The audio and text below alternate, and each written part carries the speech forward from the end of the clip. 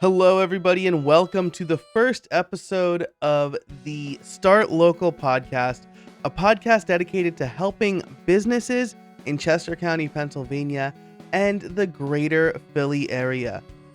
I'm your host, Joe Casabona. I'm here with my co-host, Liam Dempsey, and today our guest is Michael Grigalonis, Chief Operating Officer and Executive Vice President at the Chester County Economic Development Council. Mike, how are you today? Doing well, Joe. Thanks for having me. Awesome. Thanks for being here. Liam, how are you? Yeah, fantastic. Mike, thanks so much for joining us. I read in a blog post this morning on the CCEDC's website, I think it was, that the last 3 weeks have been the busiest of your entire career. And before I get into asking you about what it's been like and how your office and organization has been responding to the coronavirus, tell us a little bit about who you are and your role at the Chester County Economic Development Council and what you do there. Sure. Yeah, I'm happy to. So I've been at the Chester County Economic Development Council, and I think for purposes of this conversation, we'll refer to it as CCEDC, so I don't have to get that mouthful out every time. But I've been at CCEDC for about 20 years now. Joined there back in 1999 as a graduate intern, actually, from Villanova University, and have been there since. For the last 15 years, so I've served as a Chief Operating Officer. And my responsibilities range from management and administrative stuff, from budgets and personnel and those types of things, to programmatic things, whether that be some international business programs or some workforce programs over the years, various programs, over the course of 20 years. So it's kind of a hybrid role, both programmatic as well as management and administration. It's a fantastic organization. That's why I've been there for 20 years. It's got a great board, great volunteer leadership, very active executive committee that really gets into the trenches with us to figure out strategies and directions for which the organization ought to take. So really, really enjoyed it and proud to have worked for CCEDC for so many years and with some great colleagues. And I think I'll kind of cut it there and maybe dive into some of the content here with you guys. Yeah, that sounds great. I just have a question. You've been at this for 20 years, so this is not the first economic downturn you've seen. And maybe before we get into the current event stuff, what were some of the challenges that you saw, and how is it different from maybe, say, the 2008, 2009 recession? That's the one that I'm most familiar with because I'm 34 years old. So that's the one that I remember the most. Can you give us a little bit of insight on that? Yeah, it's interesting. I mean, looking back, I cannot say that this one is anything like 2008. I mean, this has been so acute, I guess, up until like through the end of February. Things were cranking along. I know just from talking to business, our own organization, just everything. It was just kind of business as usual, and then all of a sudden, you talk about falling off a cliff. So I don't. I mean, to answer your question, I don't really see them being comparable at all. I mean, 2008, 2009, 2007, whatever the exact timing was certainly painful, but it was much more gradual, and you could kind of see it coming, and there were trends emerging. And whereas this one was just all of a sudden you snapped a finger and the entire economy was shut off like a light switch. And so I don't know that ever in the history of tracking economies has that experiment ever been conducted, and nor did I think any of the leadership, whether it be in DC or Harrisburg or wherever, really know what would happen. I think from a public health standpoint, everyone agreed it was necessary, but no one quite knew what would happen to the economy. And we've seen it, we're living it, and it's dramatic. And I was expecting it to be dramatic, but I think it even exceeded what I might have contemplated. So it's a long-winded answer, but I think that I don't really see a comparison. Thanks. Yeah, I think that helps kind of set the stage a little bit. So you've been at the front line, so to speak, helping businesses, and I know from speaking with some of your colleagues and from what I read on the blog post this morning that it's been busy, and you're seeing businesses. When we say small, what does the federal government say small? Anything under something like 500 or 1,000 employees, and for Joe and I, those are big businesses. But you've been seeing all sorts. Maybe you can tell us a little bit about what you have seen in an economic sense, and what are the very real kind of anecdotes that are crossing your desk and your colleagues' desk, and then maybe also touch on what you and your colleagues have been doing over the last few weeks to respond and to help. Yeah, I think what we have seen is that I've not talked to a business yet, and I've talked to a lot of them, and I've not found one that hasn't been impacted. Of course, some have been impacted much more than others. I mean, your retail and your Main Street businesses are being impacted dramatically. And I guess from our perspective, we've worked a lot with those types of business, much more than we normally would. They were the ones that have been most active with the first round of funding. And I guess I should back up for a second. So immediately when this happened, when Chester County went into the stay at home, if you recall, we went stay at home a little bit before some of the other parts of the state. So as soon as that happened, we partnered with the county and with the county chamber to conduct a business impact assessment to try to get our arms around where were the business heads, what is it that they really needed. And what came away really, really loud and clear was they were desperate for capital. Even though it was only a week, 2 weeks, a lot of these small businesses are operating on very thin margins. And to shut that revenue off for a couple of weeks was really, really difficult for them. And so they were all desperate to see cash. And so once we learned that, we knew we had to be really aggressive. And of course, we have a 7-person loan team that's one of our core competencies. It's what we do, or a core piece of what we do for year round in a normal cycle. So we were well prepared to do that, but knew that we also had to take other people. Liam, people like Jim Lochner and Patrick Hayakawa, folks like that don't normally get involved in loan programs. We had to bring them into the fray so we can handle the demand we knew we were going to get. And we were not wrong. The application period ended or opened, I think it was 2 weeks ago tomorrow. And we got, in a matter of 24 hours, we got a couple hundred applications. It opened on a Wednesday afternoon. By Sunday, I think we had almost 400 applications. And these were not insignificant. These were not one-page applications. It required you to pull financials and pull debt schedules and tax returns. So there was some effort that companies had to do to put this application forth. And so the demand for that program, it's not just Chester County, that was statewide. I mean, there are thousands and thousands of applications received. Proud to say that in Chester County, we were able to process 112 of those 400 plus applications that we got. Process meaning make sure all the documentation was there, do some basic underwriting, package that, and submit it to the state. So anecdotally, I'm told that was the largest or the highest amount of applications submitted by anyone in the state. So, we're proud that we were able to respond and adapt as quickly as we could. We're, certainly disappointed that we couldn't fund every business. There are many out there that are disappointed. Candidly, some are angry. It was really a first come, first served process. We had no other choice. That's how it was kind of positioned at the state level as well. So, we worked as hard as we could for Chester County to get as many applications in there as we could. And again, unfortunately, we couldn't serve everybody. However, there is a federal program that's online now that perhaps you've heard of called the Paycheck Protection Program. And that one has been very aggressively pursued as well, as you would expect. I believe I heard yesterday, after one full day, they had this is nationally, but they had $35 billion of applications in day one. So that program is in high demand. We're not directly involved in that. That has to go through a bank.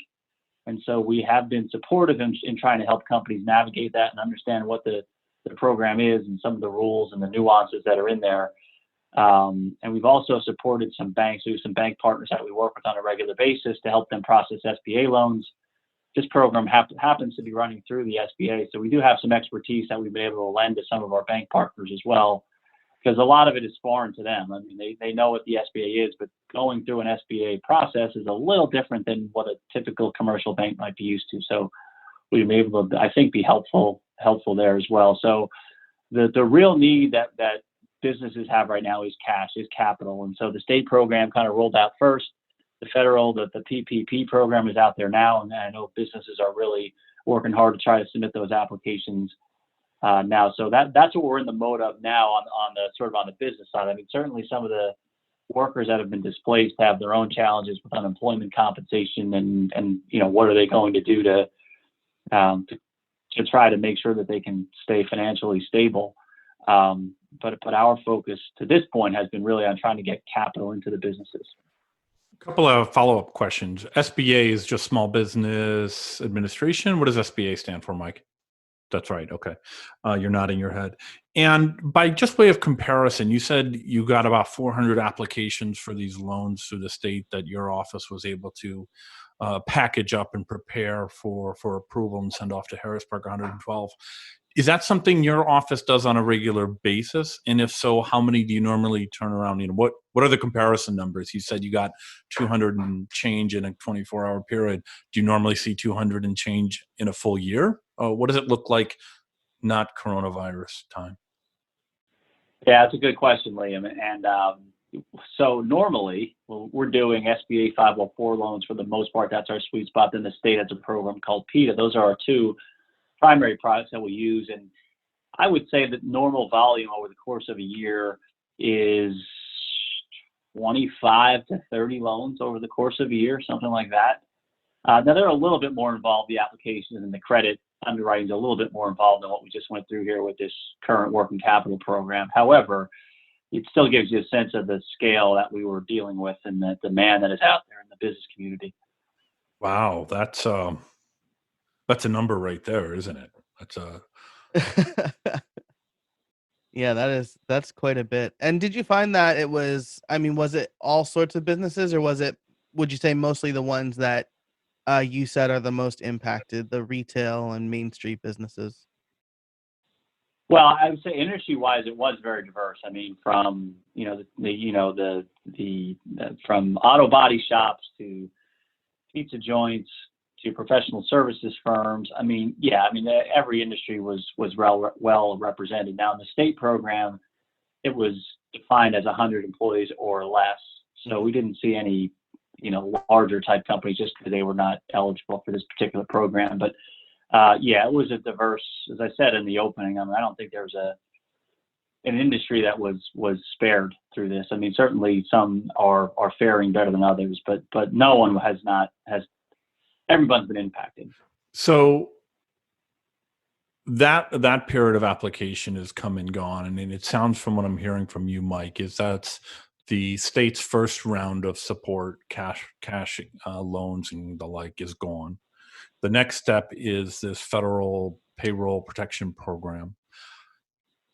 One, is that correct? And two, do you know of additional programs, whether they're, at the grassroots level, or if there's other things that are on the horizon, either through the state or through the county or through the federal government? Can you speak to what might still be available?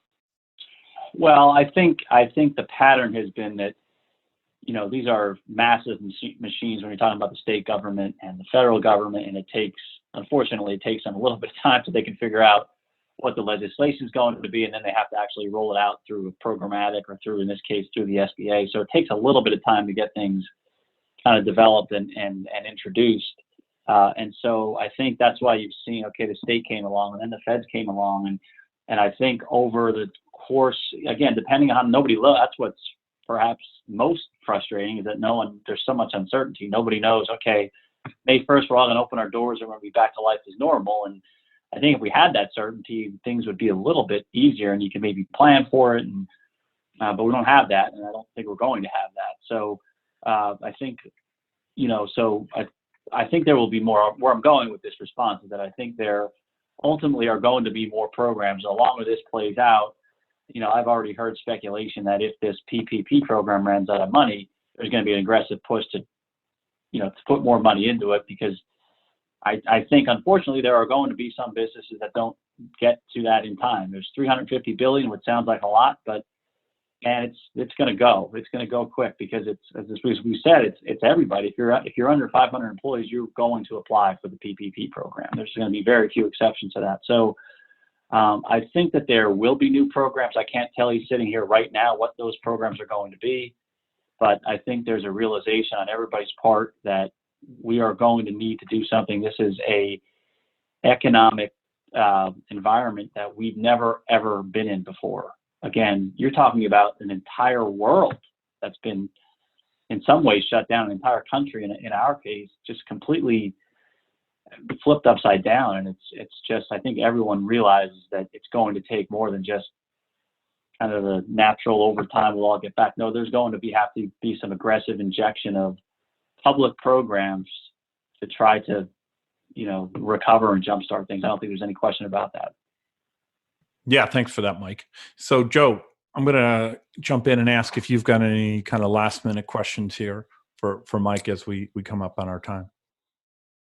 Yeah, that's great. This has been really informative. I think that the maybe the way we should end things is as listeners, listeners are going to be hearing this at different points.